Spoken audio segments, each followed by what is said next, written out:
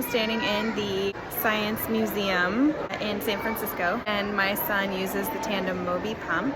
We had a first where I charged his pump last night while he was asleep, but it did not hold the charge. It was about an hour and 30 minutes to get here, and we realized that his pump battery was down to 20%.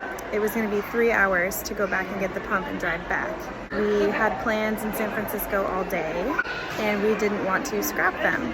Great, so we are in the Museum of Natural Sciences in San Francisco, and I am currently charging my son's insulin pump.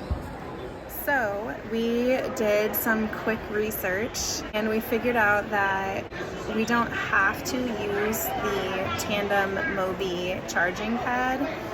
We have two. We actually had the foresight to pack an extra, a spare. However, we did not put it in my backpack that we usually bring with us that has all of our extras. So we have it on site where we're staying while we're on vacation, but we did not pack it in our bag. So we had 10%. We knew that was not going to last. We had to last minute try and figure out what to do. FYI, you can use a wireless charging pad that is not the tandem Mobi specific one, as long as it is a QI, I think it's pronounced key charging pad, and it is not magnetic. If it is magnetic, it can mess with the pump.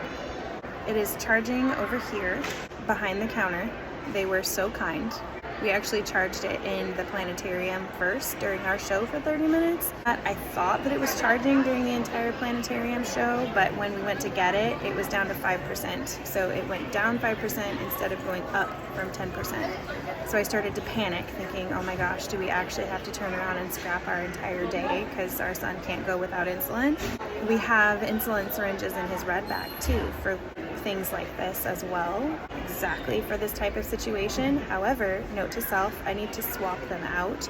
We haven't used them in so long. I went to look at them, and the markings for how much insulin on the syringes, the black markings for the dosage levels, it's actually almost gone. I can insert a picture here, but it got rubbed off over time in his red bag, so those were essentially useless. I cannot blindly guess on how much insulin I'm giving him.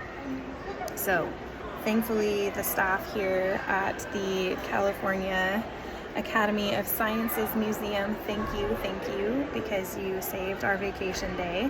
We're able to charge it here. It charges pretty quickly, and I'm just watching the light right now as it's charging to make sure it's staying aligned. I think it must have vibrated since he was disconnected from it, and the vibration during the planetarium show probably shifted it, and it was not charging.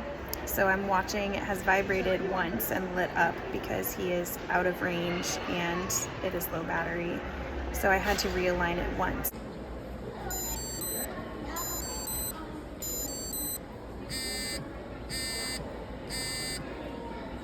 That's actually the vibration that I think shifted it off of the spot previously. But our day is saved, and just a note for people, if you run into this situation, we got our charging pad that is not tandem brand, it's not recommended, but in a pinch, it is saving us.